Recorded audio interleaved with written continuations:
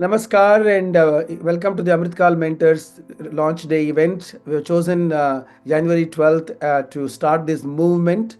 We're not calling it an initiative, it's a movement. It'll go on starting today.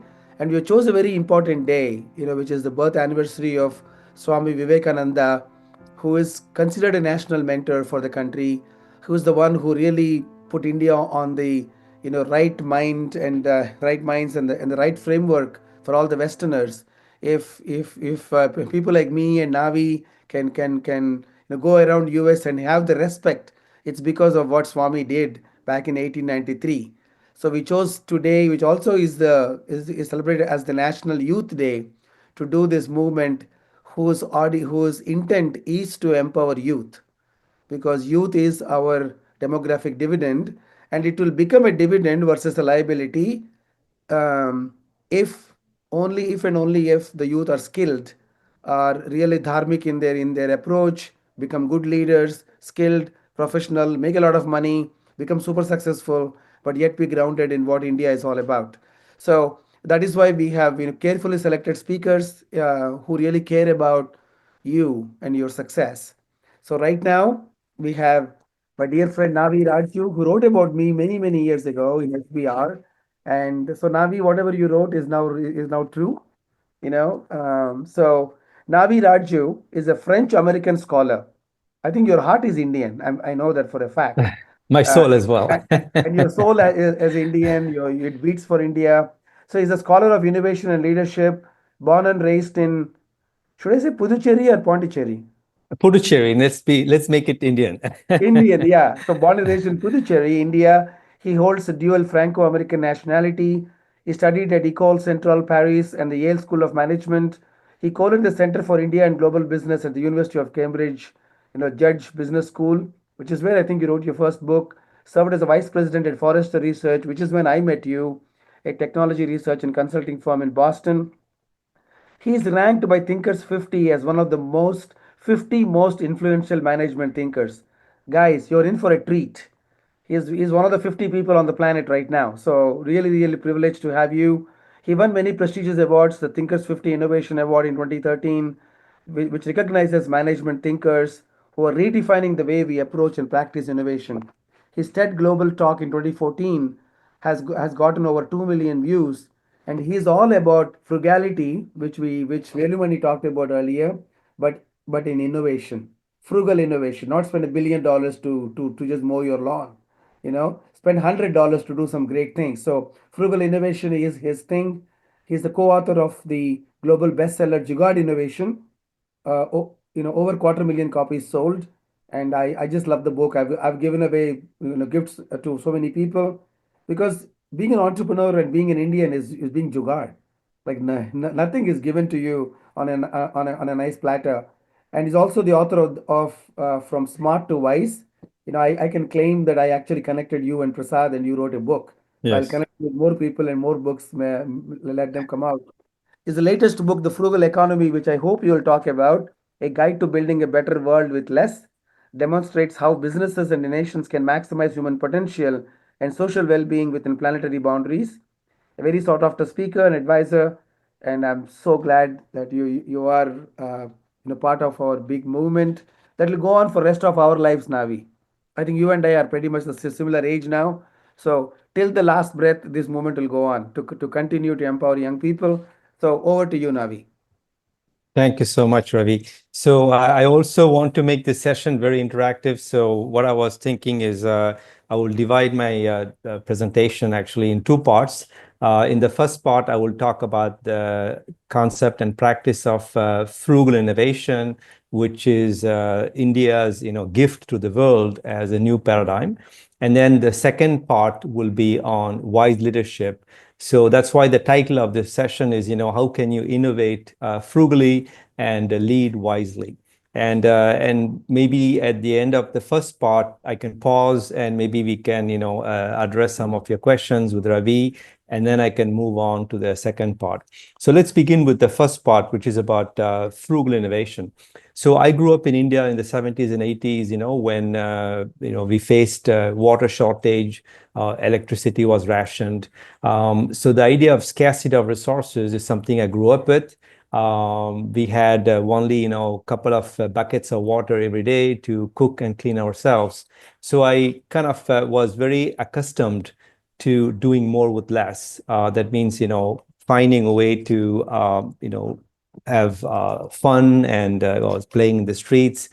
We didn't have branded toys, back then, and no video games, no internet. I didn't have even a TV at home, but we were happy because we were able to use our creativity to make our own toys, makeshift toys with pieces of wood. We would play cricket in the streets, by protecting our knees with makeshift, gear made from cardboard. So we were actually very resilient and very creative. But then I went to the West, and then I spent 10 years first in the US, working for a company called Forrester Research, which is a technology research firm. And we were actually trying to convince big companies that they need to invest billions of dollars to come up with great products. So the logic and assumption was that if you want to be innovative, whether you're a company or a country like India, you need to have a lot of money and invest massively in research and development. But then about exactly, and it's interesting, exactly 20 years ago, Western consulting firms like PwC begin to challenge this whole idea that you need to invest more money to become more innovative. As a matter of fact, they found no correlation between how much money you invest and how innovative and how value you create, actually. For instance, 85% of consumer products launched in America fail. Okay, so can you imagine, right? You're spending billions of dollars as Procter and Gamble or any of these brands to develop new products, and yet 85% of them fail because they don't really address actual customer problems. And meanwhile, living in America, which is supposed to be the richest country, I was very surprised 15 years ago to discover that 1/3 of Americans don't go see the doctor when they have a health problem because they can't afford it, because healthcare is very expensive.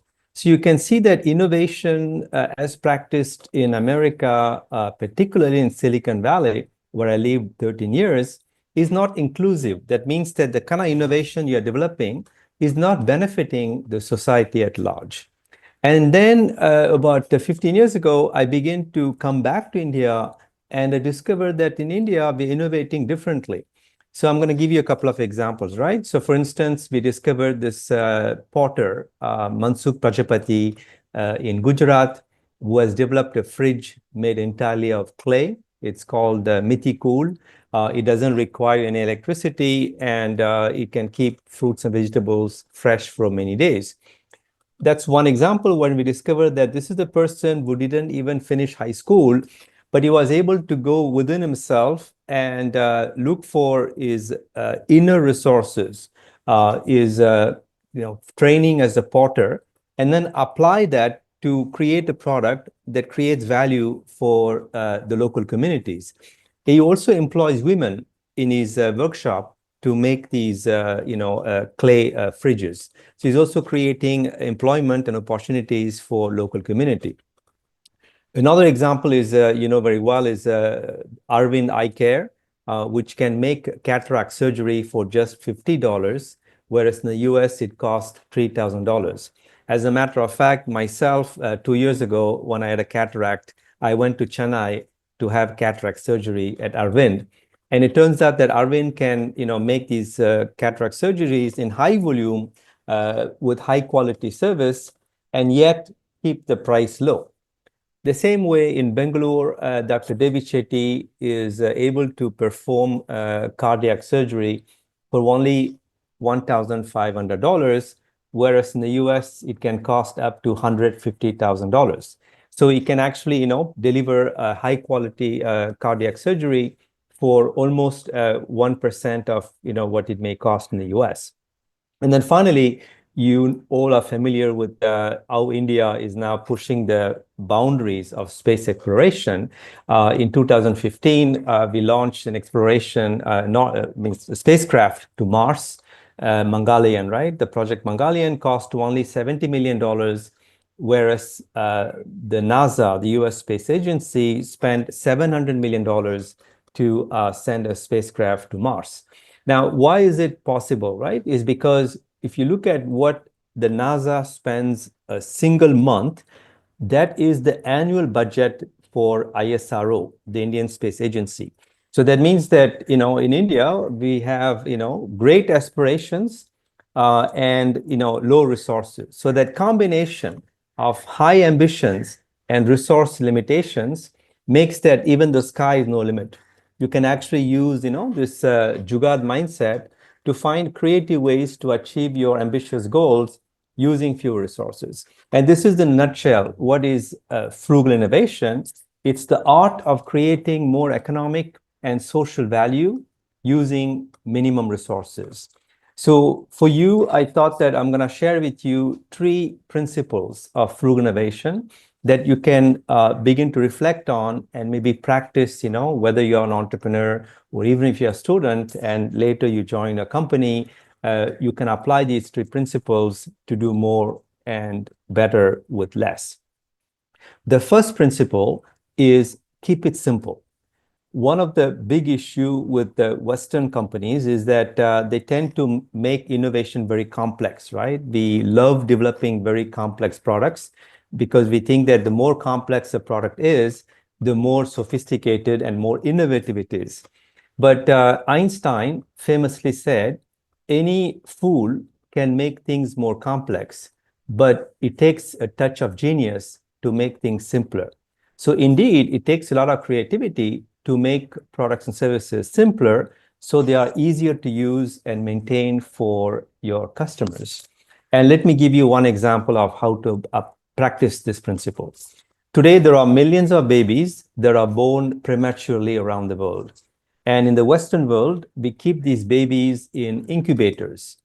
And an incubator costs $20,000 and requires electricity. So it's very expensive. And in India or Africa, where we also don't have electricity, which is reliable. So 5 students from Stanford came to India and launched a startup called Embrace, which actually has developed an incubator, except that the incubator doesn't look like an incubator, right? In plexiglass, as you see in photos in the West. Instead, it looks more like a small sleeping bag. And except that it delivers the same performance and the same function, which is to keep the baby at constant temperature. That's what an incubator does. And it turns out that this simple incubator costs only $200, which is 1% of the incubator that you find in the West. And it doesn't require electricity. But more importantly, it allows the mother to hold the baby close to her body. And this is called the kangaroo care, which is important for the mental well-being of premature babies when they grow up to become adults. And this simple solution, Embrace, has already saved the lives of 500,000 babies worldwide. And today it's being produced in India and shipped to Ukraine, which is waging a war with Russia, because in Ukraine, since the war began, the number of premature babies have tripled. So that's the one example, right? About how you design product by, minimizing waste and features and maximizing ease of use and impact for the customer. And to do that, you need to actually have empathy for the end user, right? And Scott Cook, who is the founder of a software company called Intuit, which makes accounting software, famously said, don't fall in love with your solution, fall in love with the customer's problem. And what they do at Intuit, which is based in Silicon Valley, is that they spend 10,000 hours a year going into customers' offices or homes to see how they actually use the software. So by observing customers in the natural setting, they find out, for example, that some product features that the engineers were proud of, actually customers don't give a damn, right? They don't use them. But on the contrary, there may be some features that customers desperately need, and you can observe them, really getting upset because they don't find those features in the software. So that informs the developers to prioritize those features that are the most valuable and impactful for the user customers, and then avoid any other features that are non-essential. So this is the essence of frugal, right? Frugal means that frugal doesn't mean cheap. It's about minimizing waste and minimizing the features, and then prioritizing those features that actually really address customers' problems.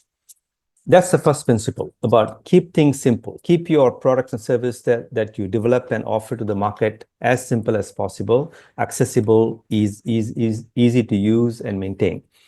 The second principle is going to be particularly important for India, where we are going to be running out of a lot of natural resources. It's about so the second principle, I call it reusing existing resources. And these resources could be physical resources, natural resources, equipment, space, physical buildings, but it could also be intangible resources like knowledge, intellectual property that could be widely available, and you can actually figure out a clever way, a jugaad way, to reuse, repurpose, recombine these existing resources to create a frugal solution. So I'm going to give you first two examples to show what you do when you face the resource scarcity. Let's say you don't have resource X, then instead of complaining about that, can you find another resource Y or Z, that can be used to address your need? For example, let's say that you're running out of water, okay? So, well, it turns out that there is a lot of humidity in the air, and you can convert air humidity into water. And this is what a startup in Israel called WaterGen does. They created technology that actually absorbs the humidity in the air and then purifies it, distills it, and generates, hundreds of liters of drinkable water every day. And this technology can be deployed in places that face natural disasters. Think about the fire, in Los Angeles, or there is a hurricane, or there is an earthquake. They can quickly deploy the solution and generate water from that particular location. And similarly, let's say that today, you are saying, oh my God, we need electricity to power our devices, right? We talk about the Internet of Devices, and there will be 50 billion devices that will be connected to the internet in the next decade. So can you imagine the environmental disaster if you want to use 50 billion batteries, to power these devices? So we need to think differently. We need to think about a jugaad way. And a French startup has found a solution. It's called Dracula Technologies. What they have developed is they found a technology which is not a new technology. It's the inkjet printing technology, right? The printers, you know them, right? So they're using the inkjet printer technology to print tiny solar cells that can be attached, embedded into devices like smoke detector, your thermostat, or your remote control, so that you don't need a battery anymore, because the solar cells can generate electricity from the ambient light. And you need to know that even in dark places, there are always photons, the particles, light particles are everywhere, even in dark places. That's why they call the startup Dracula Technologies, because it can operate even in dark places. So these are the two examples, right? Where rather than complain, oh my God, we don't have water, we don't have electricity, you make the most of what is already there, humidity in the air or photons, ambient light, and then transform that like an alchemist into a useful resource.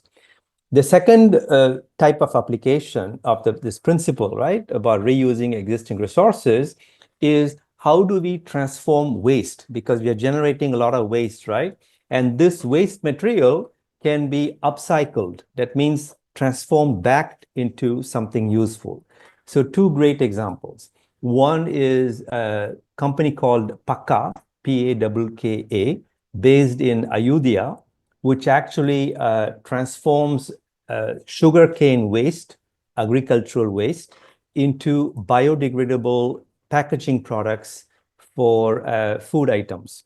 And their factory is 100% powered by biomass.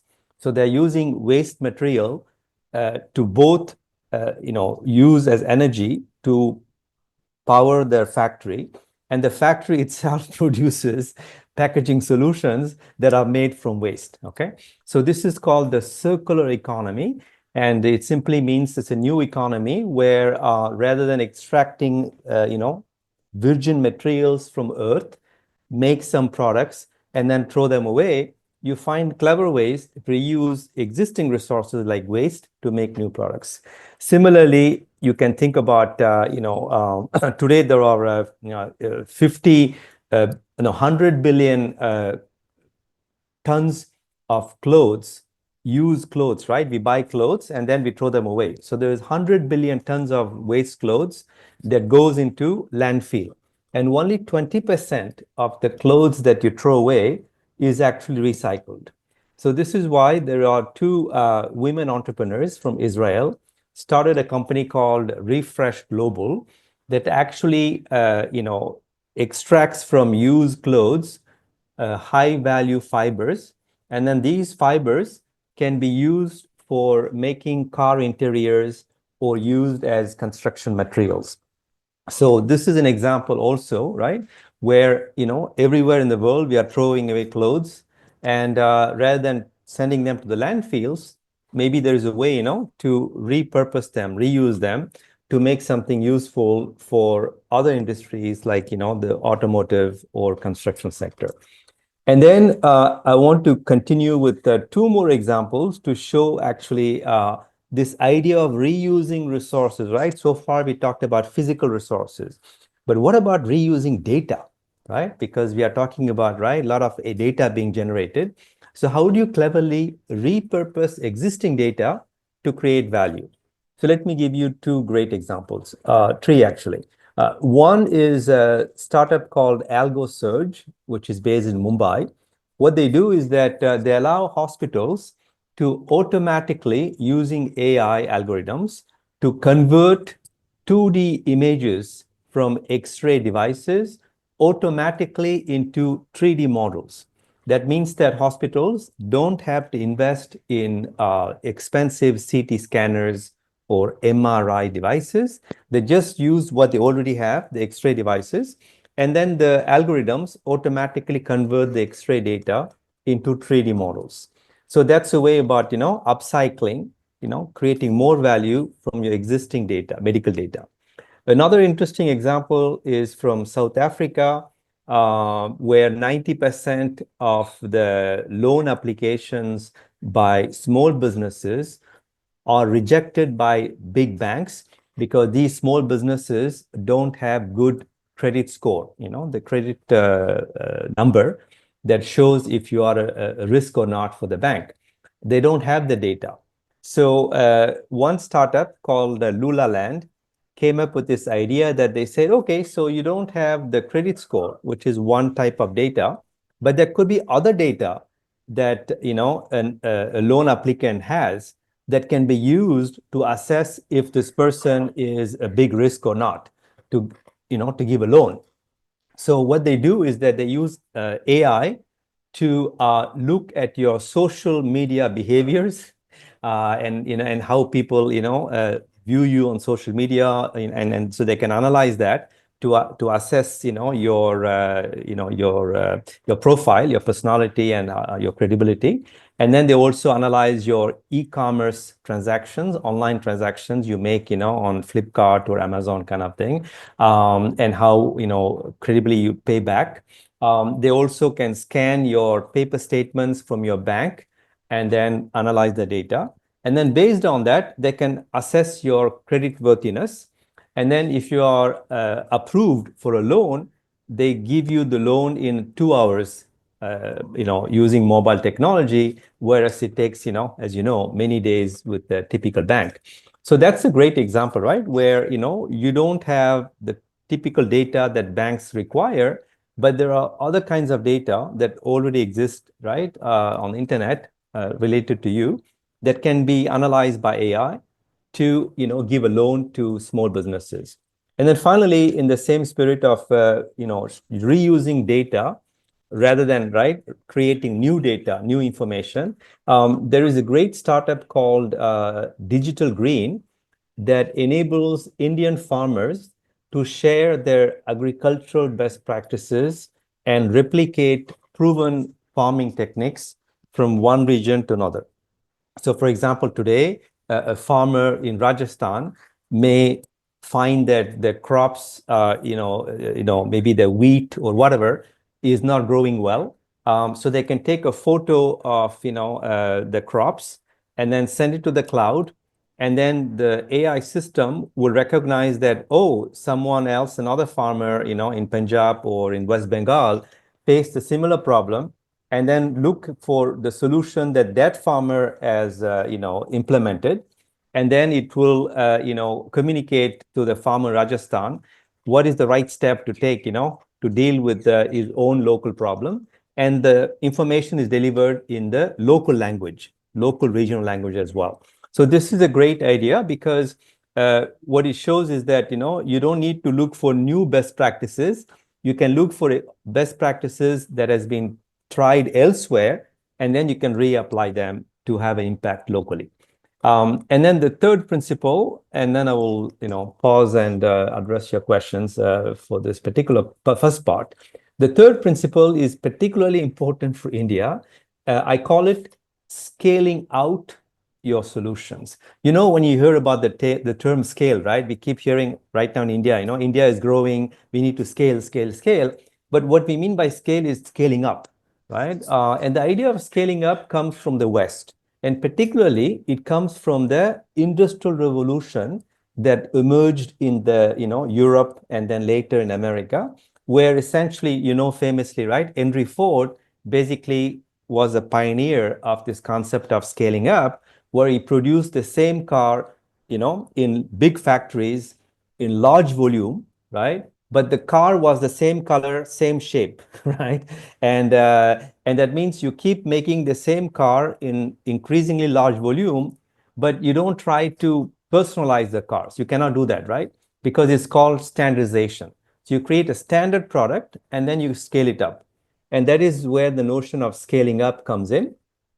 But in India, we have something important we shouldn't forget is the diversity, right? We have diversity of languages, diversity of geographic landscapes, diversity in terms of supply, the resources we can find, right, across India. So for a diverse market like India, I think the notion of scaling up is a bad idea.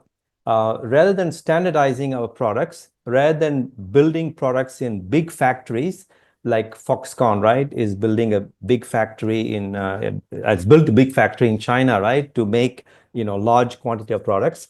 We still need that. I'm not criticizing it. But in addition to that, we need to think a different way of scaling out. That means distributing, decentralizing your, production so that you can actually, produce and deliver goods as close as where the customers live. Okay, so let me give you some amazing examples of entrepreneurs doing that.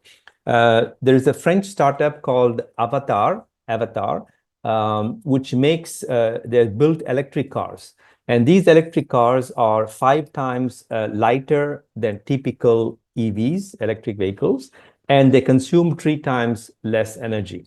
But the real innovation in their electric car is not in their energy efficiency, but the way they are built.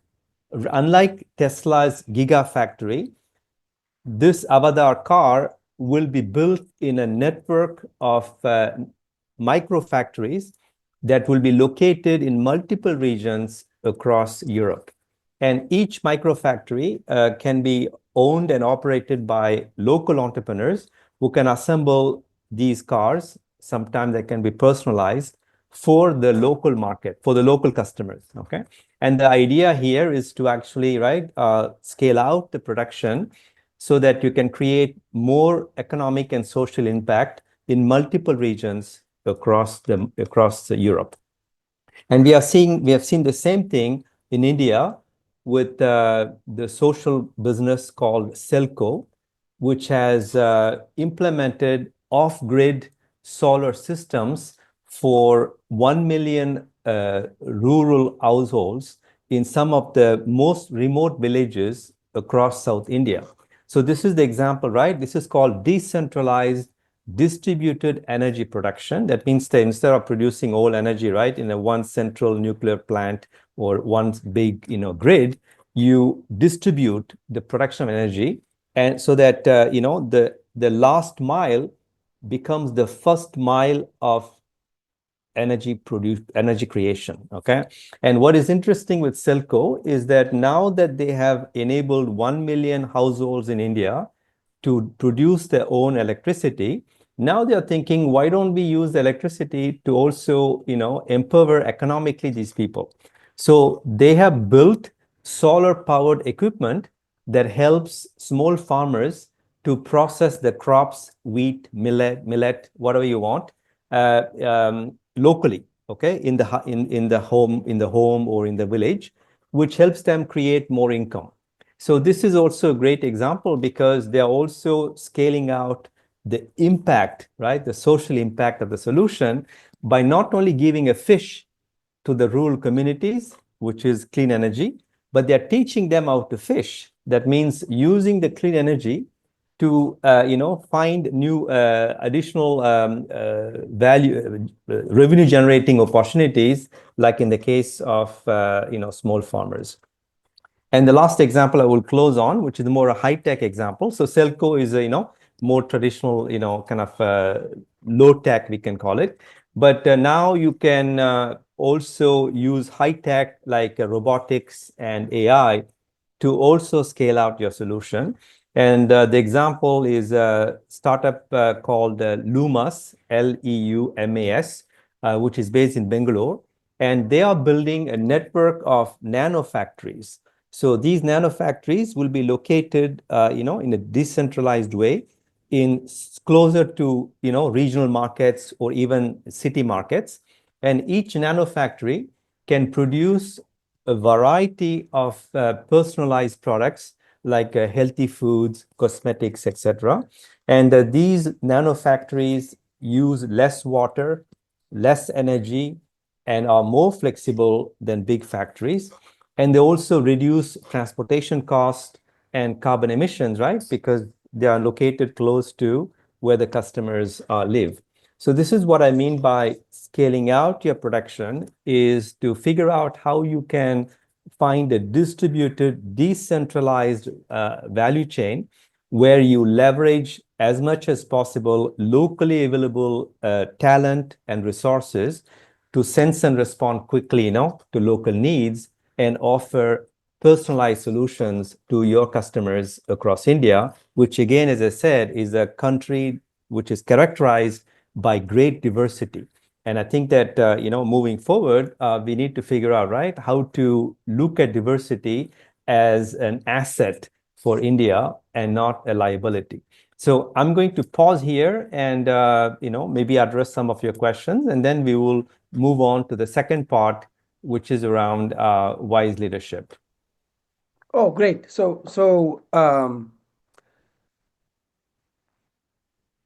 First of all, I could listen to you all day long with all the examples. I was taking notes about the avatar, about the Loimas, and so on. So wonderful. I think to the students listening, I think we have a few alumni as well.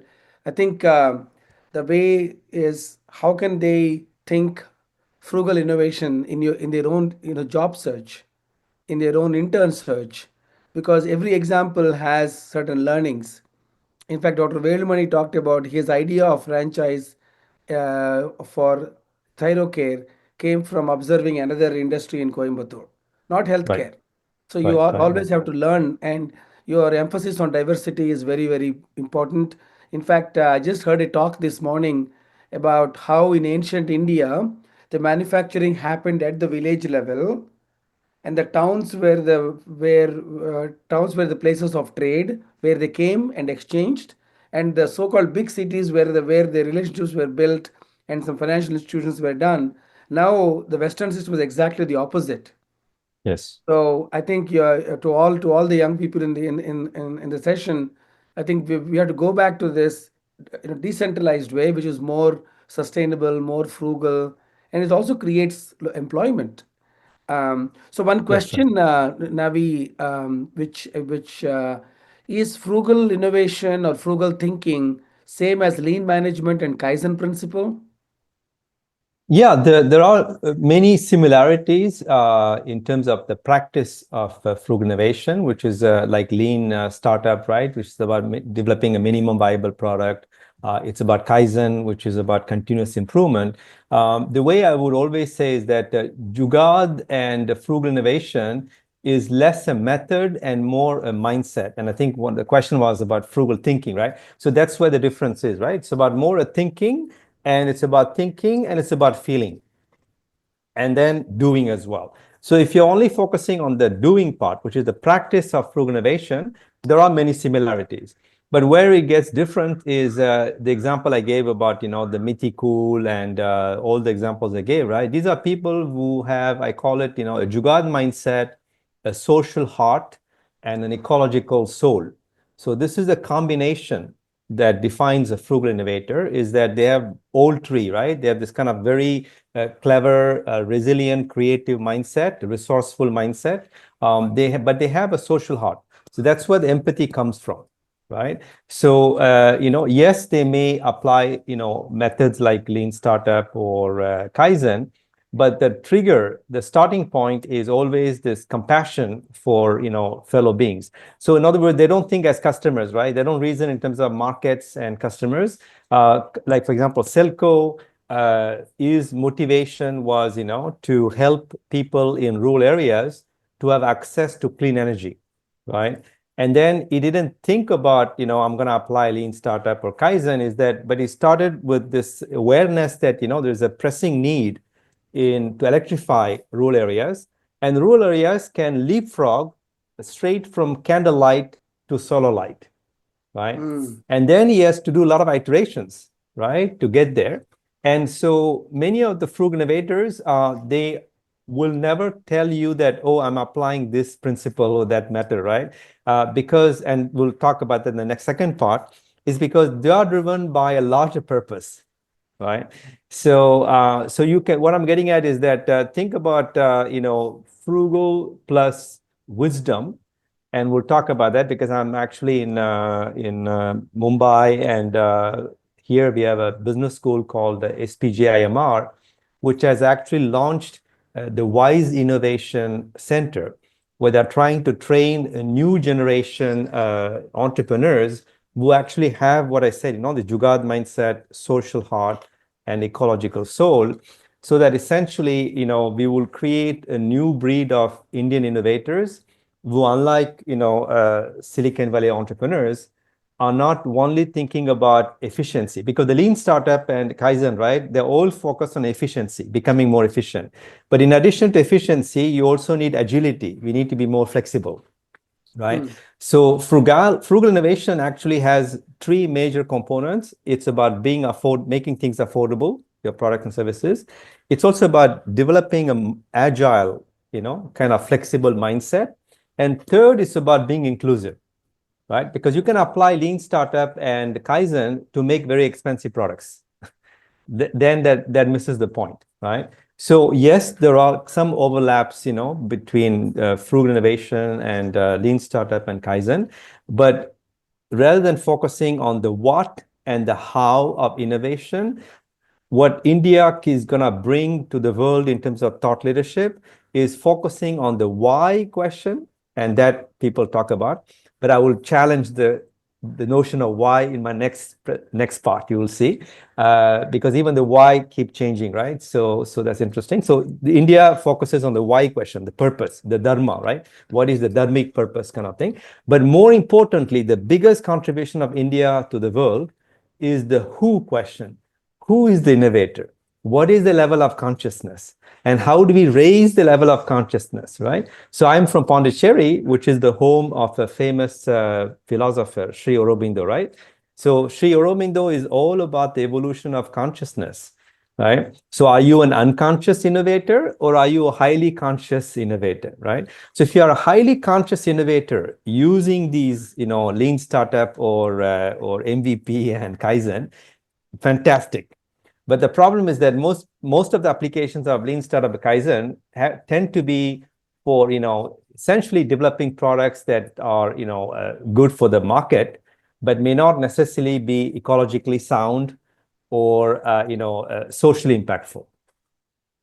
Beautiful, beautiful. I think the distinction is very, very important. Now, you mentioned you have a second version of the talk. How much time do you need for the first? I will need about 10 minutes. I Okay, can, yeah. let's Yeah. get into that part then quickly because we Okay. allocated half an hour. So I just want to make sure that everybody who has joined, this second part is I was part of his book, which he wrote with another friend of mine, Dr. Prasad Kaipa, Smart and Wise. So I'm looking forward to learning about wise leadership because your session is how to innovate, which is frugal innovation, but lead wisely. So go. Sure. All right. So essentially, the idea of wise leadership, because as I explained the first part, I think it's important to tell you why I decided to write about it, and also show you how my own consciousness evolved. Right. So in the 90s, I was I was admiring people who are very smart. Okay. So I thought that people who graduated top of the class and people who have very high IQ, I used to see them as gods. So two such people that impressed me. One is someone named Rajat Gupta, who was a former CEO of a consulting firm called McKinsey. He graduated Baker Scholar, that means top of the class from Harvard Business School. And in the 90s, I wanted to become like him, like Rajat Gupta and, become a senior partner in a big consulting firm and one day become the CEO of a consulting firm.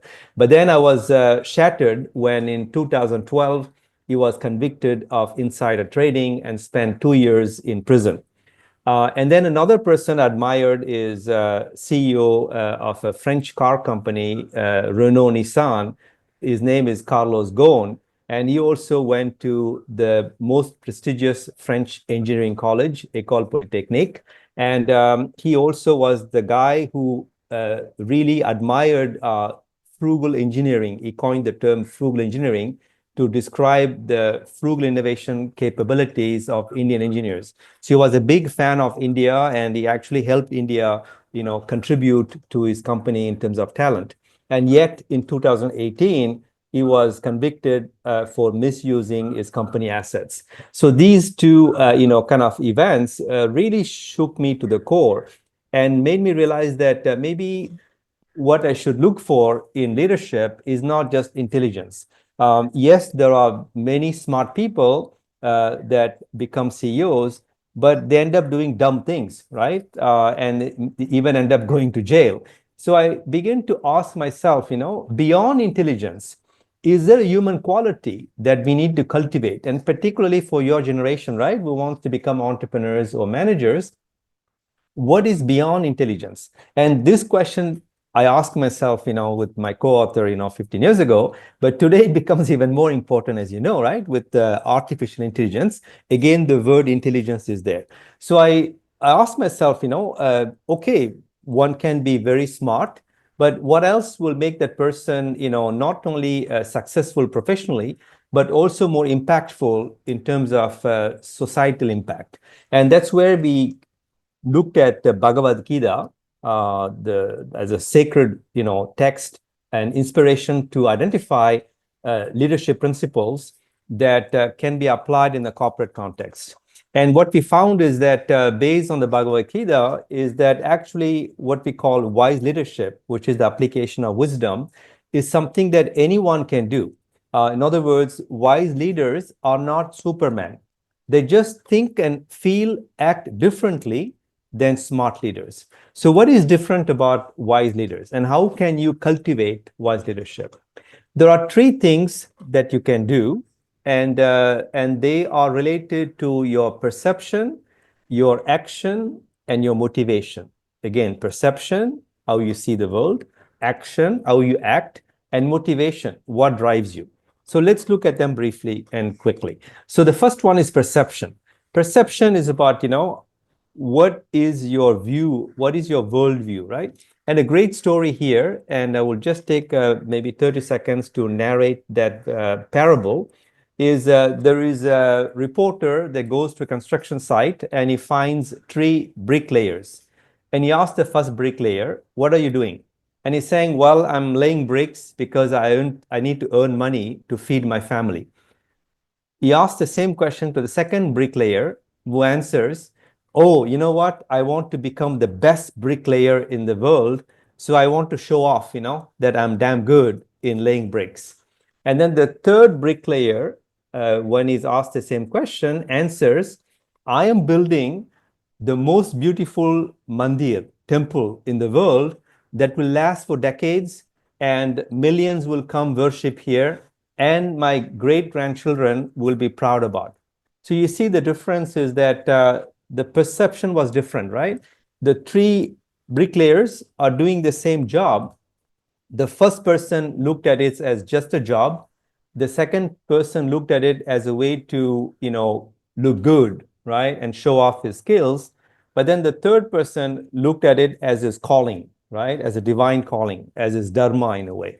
So the perception means that, how can you connect what you do to a noble purpose and then stay connected to it?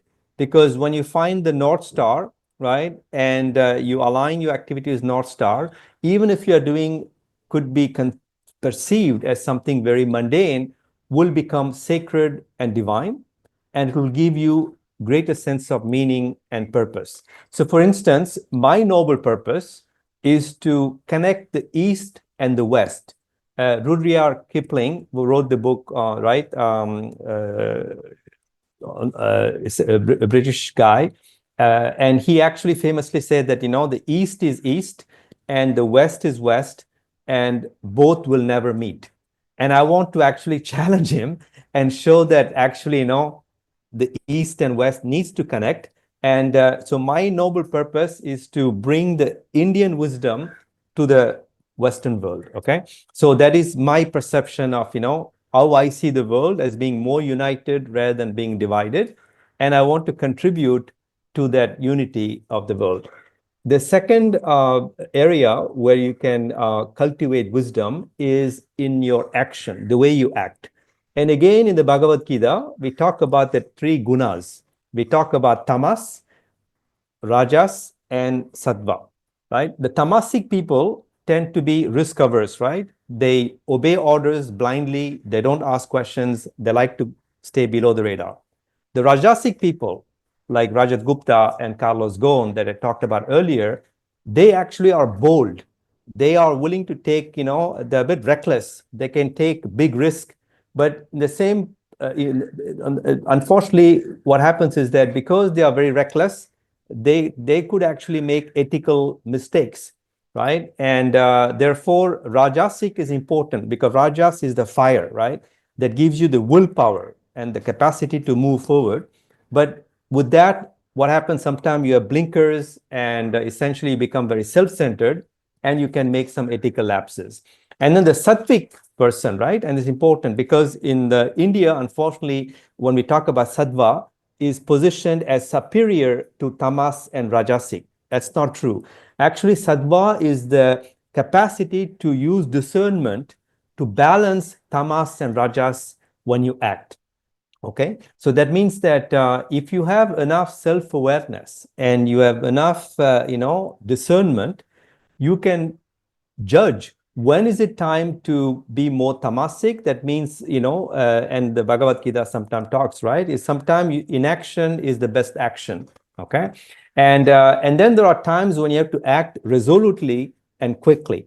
For instance, right, we are facing climate change. This is not a time to be tamasic, right? You actually have to use more rajas to quickly find some solutions to deal with pressing climate issues. So the way that you can act, right, is by balancing the tamas and rajas. And a key expression from the Bhagavad Gita is yogista kuru karmani. That means rooted in self, act. That means that when you act, you need to find that you need to be centered, right? You need to find that place. Often it's in the heart, right? The Andaratman, the deep Atman, is actually residing in a cave in your heart. So you need to find a place where you can root yourself within yourself, right? That's Yogishta Kuru Karmani. So that essentially, when you go in the outside world, right, everything is so volatile, right? You don't drift. You like a bamboo, right? You stay rooted and yet flexible at the same time. That is the posture of a noble warrior who is able to act. And then finally, about action is important is that you need to be able to lead not only from the front, but also from the back. As a matter of fact, Ravi Gant, the former CEO of Tata Motors, yesterday I met him, and he has written a book called Leading from the Back. And this is important. You need to have humility to allow others to shine rather than always stealing the limelight. And a great example of that is in 1979, when India tried to send a satellite to space, it failed.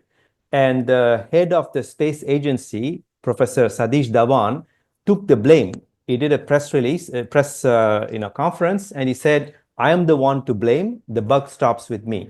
In doing so, he protected a scientist named Dr. Abdul Kalam, who was actually the mission director. Okay, and the year after, in 1980, when the satellite launch actually succeeded, Dr. Dhawan did not attend the press conference and rather allowed his protege, Dr. Abdul Kalam, to be seen as the victorious, mission director who created history for India. Okay, so that is also how you should act. You should act with humility and let others shine rather than trying to steal the limelight all the time. And then finally, the third area is motivation. And in Sanskrit, we call it sankalpa, your intention, right? And Buddhism talks a lot about purifying intention.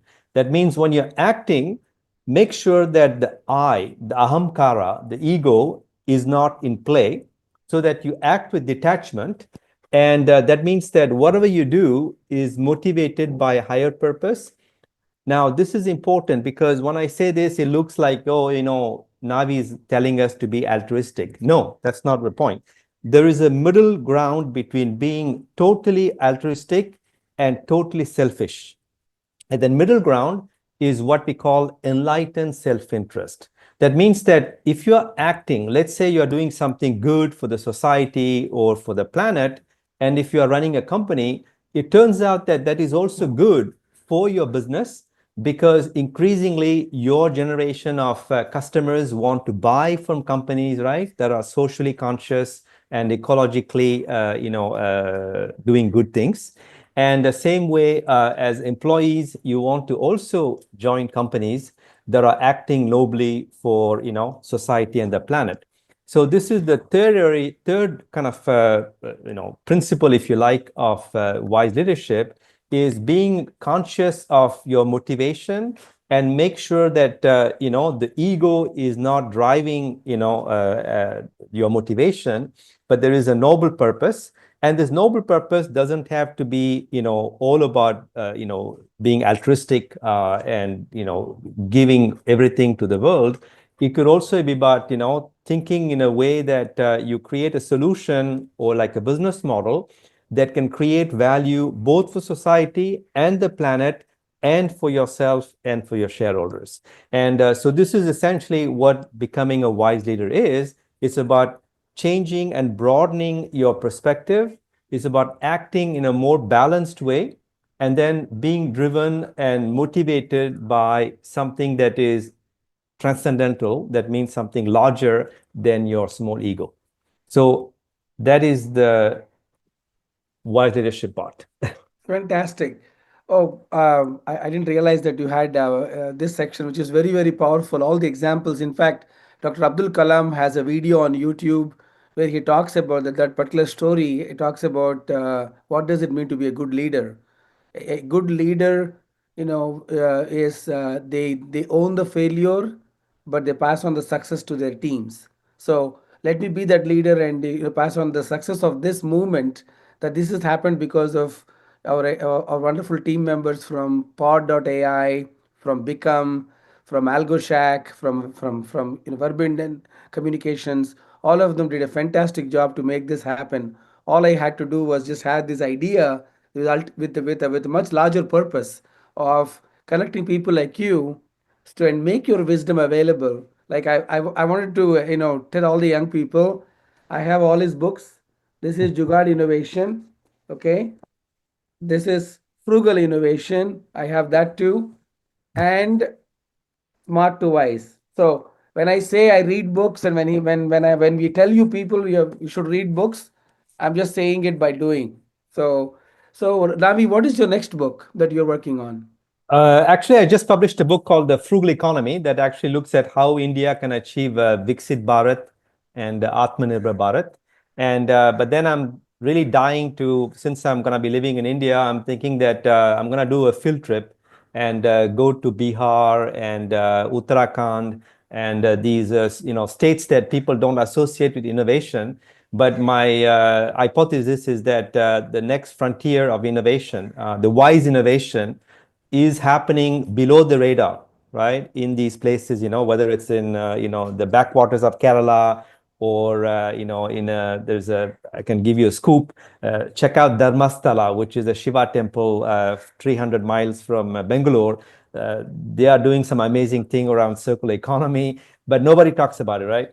So I'm thinking that it will be interesting to write a book on not only Viksit Bharat, developed India, Atmanirbhar Bharat, which is about becoming self-sufficient and resilient.